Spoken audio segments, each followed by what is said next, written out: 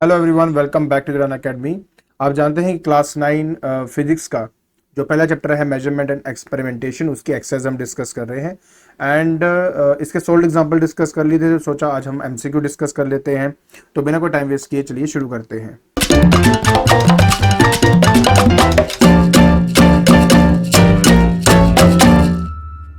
तो देखिए, हमने डिस्कस करना है मल्टीपल चॉइस क्वेश्चन। सबसे पहला क्वेश्चन आता है, कहते हैं the conditions essential for a unit to be accepted internationally. तो हमने कहा कि the unit should be of convenient size and can be use आना चाहिए था आगे विदाउट एनी एम्बिग्विटी। मतलब ये कि जो हम यूनिट कंसिडर कर रहे हैं वो प्रॉपर आपका होना चाहिए। कन्वीनियंट साइज का मतलब होता है जो प्रॉपर लेंथ को मेजर करने के लिए यूज किया जा सके। विदाउट एनी एम्बिग्विटी मतलब है कि अगर मान लीजिए मैं मीटर यूज कर रहा हूं, तो मुझे बिल्कुल, अगर मैं मीटर यूज कर रहा हूं तो मुझे बिल्कुल क्लियर है ये लेंथ को रिप्रेजेंट करेगा या डिस्टेंस को रिप्रेजेंट करेगा आपका।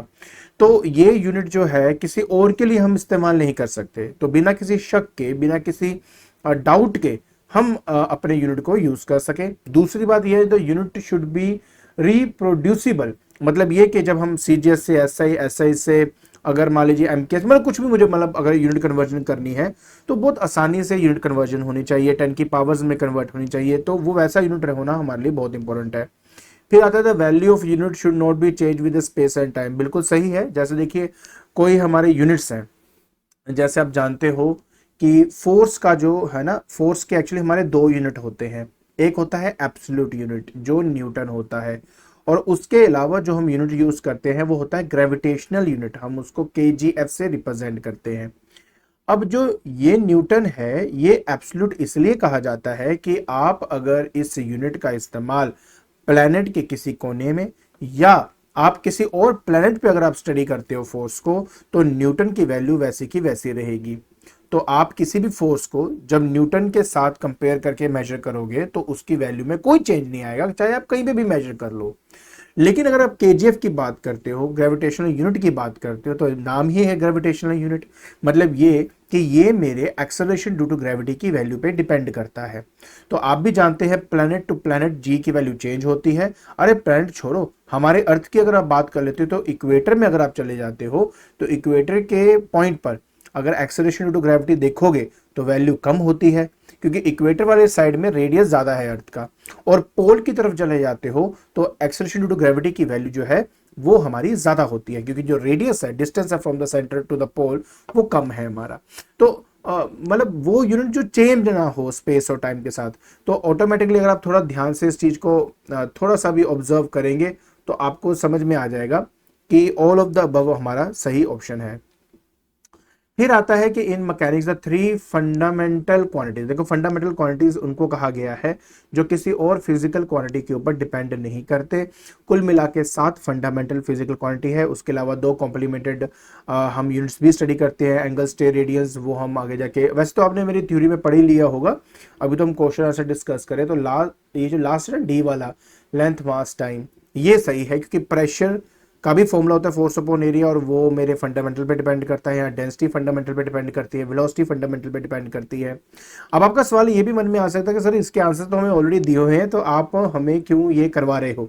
तो इसका आंसर मैं आपको दे देता हूं। देखिए, बात यह है कि आप में से कई लोगों को मैं मतलब कह सकता हूं कि कभी कभार वो आंसर याद ही कर लेते हैं। अब आंसर को याद नहीं करना, आपने ये देखना है कि अगर डी टिक किया हुआ है तो बाकी के ऑप्शन गलत क्यों है, ताकि आपको अगर थोड़ा सा भी मैनिपुलेट करके कोई क्वेश्चन अगर डालेगा तो आप उसका आंसर दे सको। अच्छा, उसके बाद तीसरे नंबर होता है how many units are fundamental and complementary. मैं ऑलरेडी बता चुका हूँ, 7 फंडामेंटल हमारे क्वांटिटीज होते हैं। कुल मिला के 7 फंडामेंटल क्वांटिटीज होते हैं और 2 कॉम्प्लीमेंट्री होती है, जिसमें एक एंगल और स्टेरेडियन कहा जाता है। फिर आता है बेटा कि the fundamental unit is, the fundamental बेटा यूनिट उसको कहा जाता है जो मेरा किसी और पर्टिकुलर यूनिट पे डिपेंड ना करे। ठीक है, अब देखो न्यूटन की अगर आप बात करोगे तो न्यूटन होता है मास इनटू एक्सेलरेशन, तो मतलब ये मास का यूनिट और एक्सेलरेशन के यूनिट पे डिपेंडेंट है। पास्कल जो है वो हमारे प्रेशर को रिप्रेजेंट करता है, क्योंकि ये प्रेशर है तो ये फोर्स अपॉन एरिया होता है, तो एरिया का यूनिट और फोर्स का यूनिट लगेगा।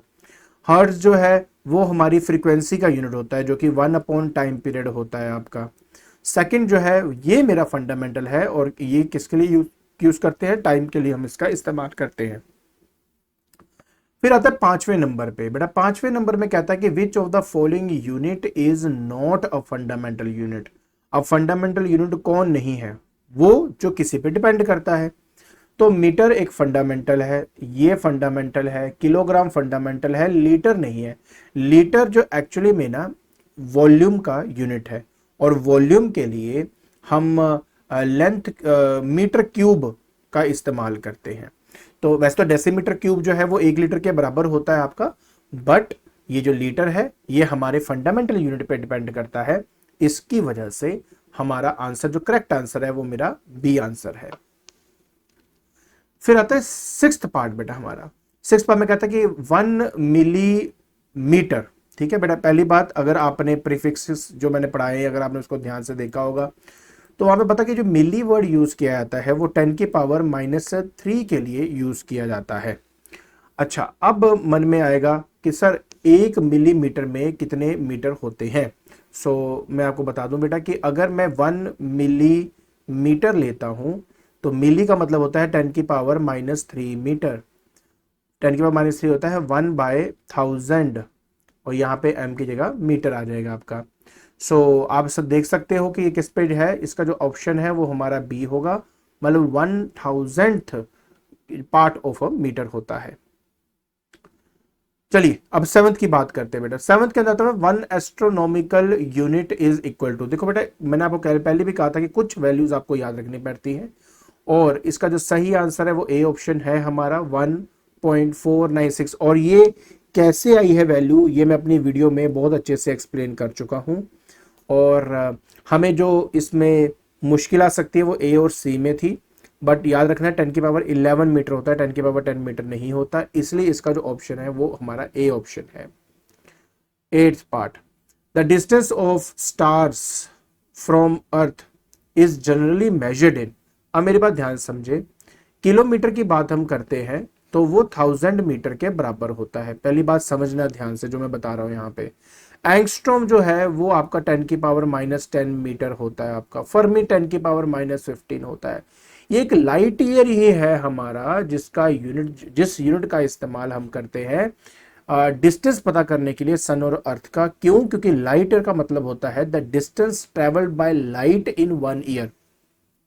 अब जो लाइट है, आप भी अच्छी तरह जानते हो यार कि उसकी जो स्पीड है वो 3 × 10 की पावर 8 मीटर पर सेकेंड है, और 1 साल तक जब वो चलती है तब जाके हम 1 लाइट ईयर का डिस्टेंस मानते हैं।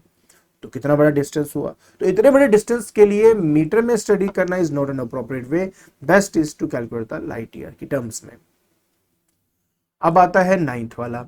9th वाला कहता है कि 1 फर्मी इज इक्वल टू, वो तो मैं आपको बता दें 1 फर्मी बहुत छोटा यूनिट होता है हमारे एक मीटर का, और सबसे छोटे जैसे 10 की पावर -15 इसका सही आंसर है। ठीक है, उसके बाद यूनिट ऑफ टाइम। अच्छा, टाइम का कौन सा यूनिट है इसमें? देखो पहली बात, ये कईयों को अलग लगता है। जैसे मैंने कई बार देखा है, ईयर का नाम सुनकर ना कई बच्चे इसी को ही टिक कर देते हैं, कहते हैं कि यार यही हमारा टाइम का यूनिट है, लेकिन नहीं।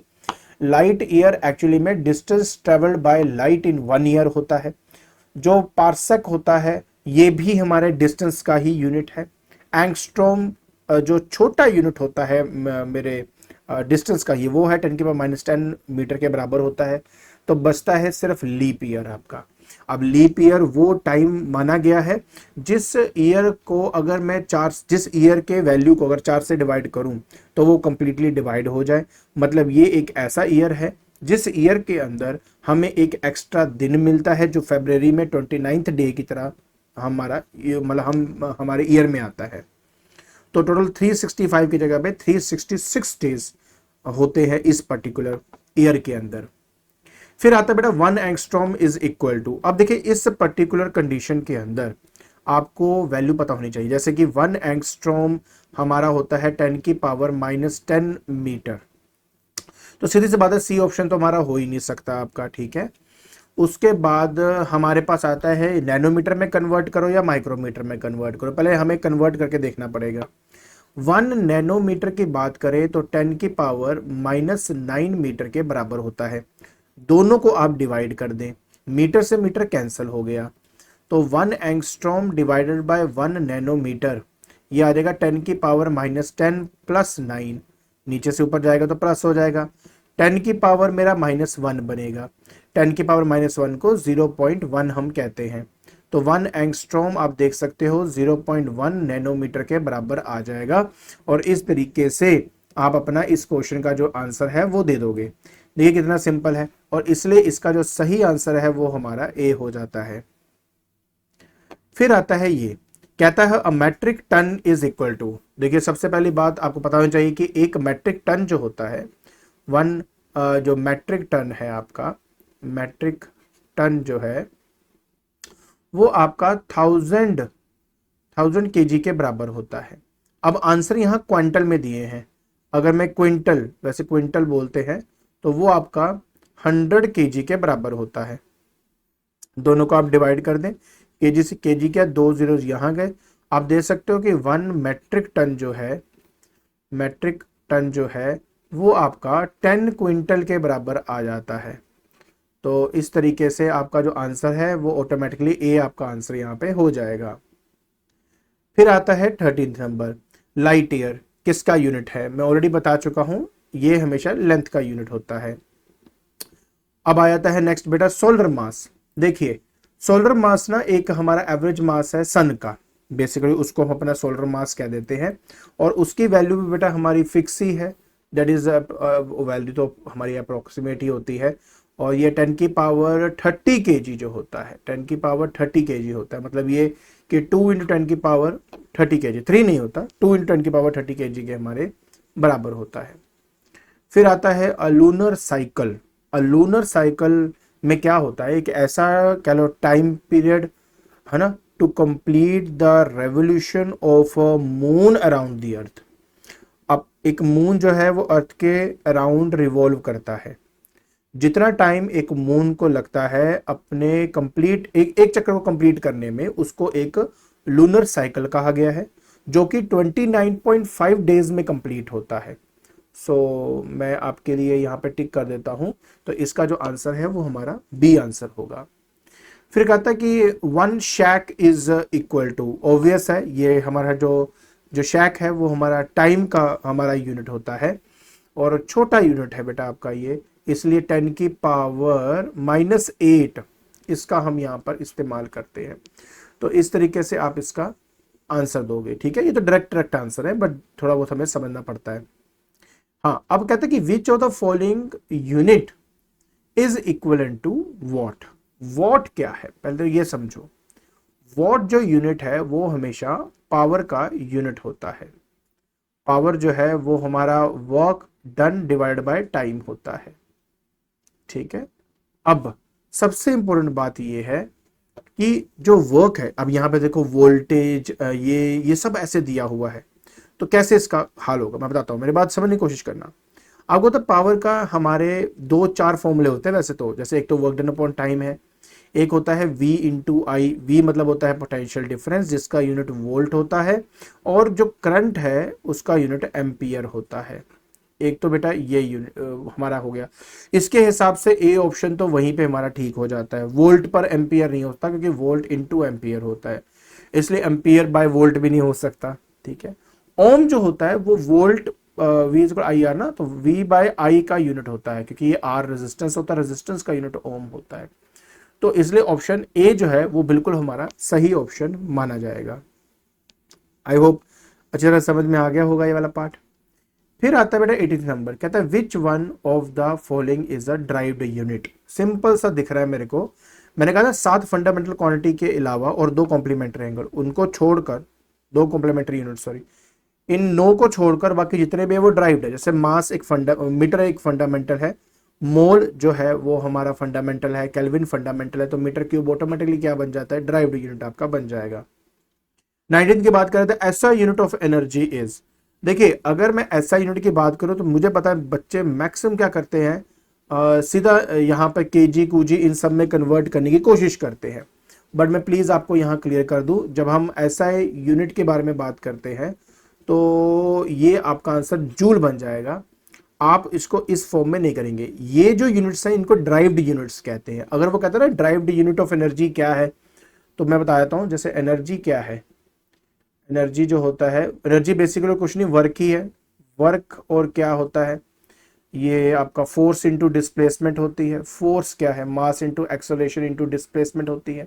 मास का तो केजी लगा दूंगा, एक्सेलरेशन का होता है मीटर पर सेकंड का स्क्वायर, और साथ में डिस्टेंस का मीटर लग जाएगा। So finally KG metre square per second square.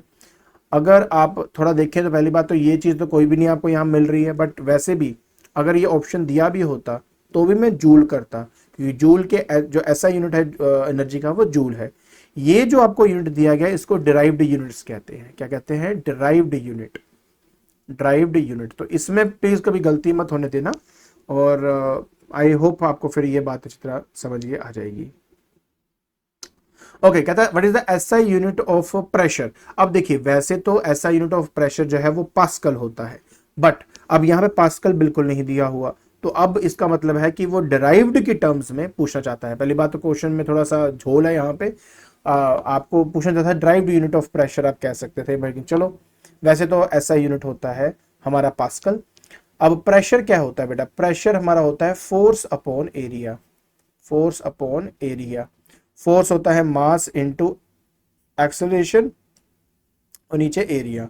मास के लिए हम केजी यूज करते हैं, एक्सेलरेशन का होता है मीटर पर सेकंड, मैंने बताया था आपको, और नीचे आ जाएगा बेटा एरिया जो कि मीटर स्क्वायर है आपका। ऐसे कंडीशन में ये बन जाएगा KG metre upon metre square into second. एक से ये कट गया, तो फाइनली मेरे पास आ गया KG metre, KG metre -1 second -1। तो अगर मैं ध्यान से देखूं तो यहां पर कोई भी फॉर्मूला जो है वो मैच नहीं कर रहा बेटा इस चीज को, ठीक है। तो अब क्या करें, मैं एक बार फिर से चेक कर लूं इसको।